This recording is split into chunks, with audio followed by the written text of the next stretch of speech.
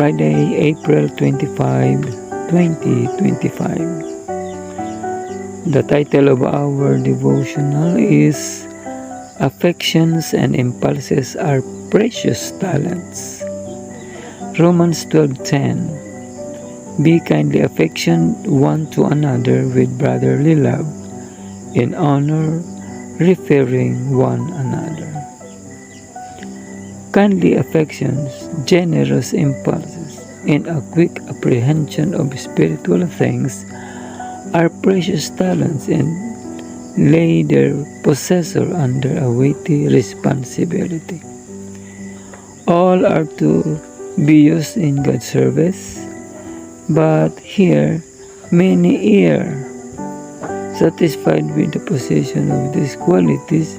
They fail to bring them into some service for others.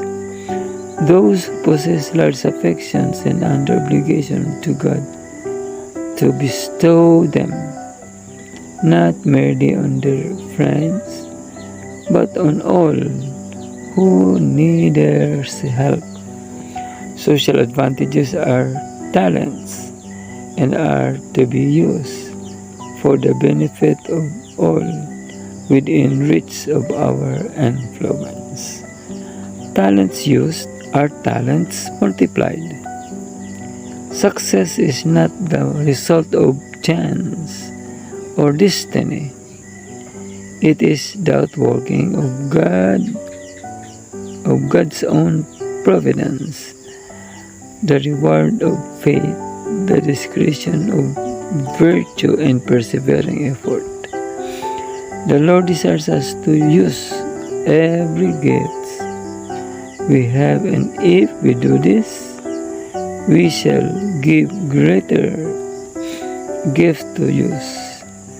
He does not supernaturally endue us with the qualities which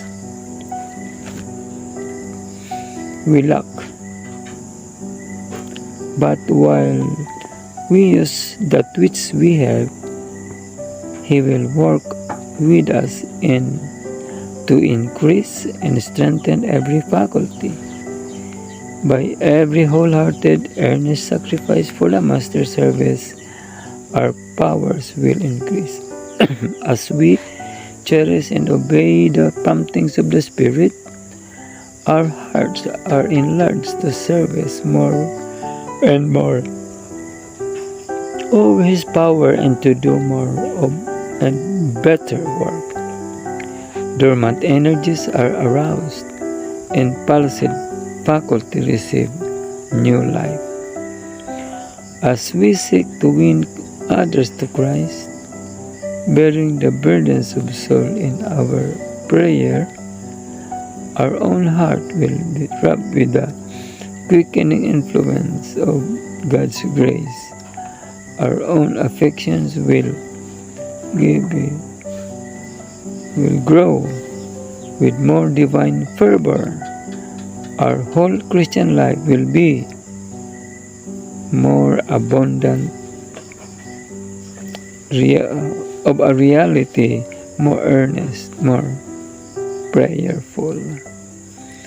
This is taken from the book My Life Today of Ellen G. White, page 119.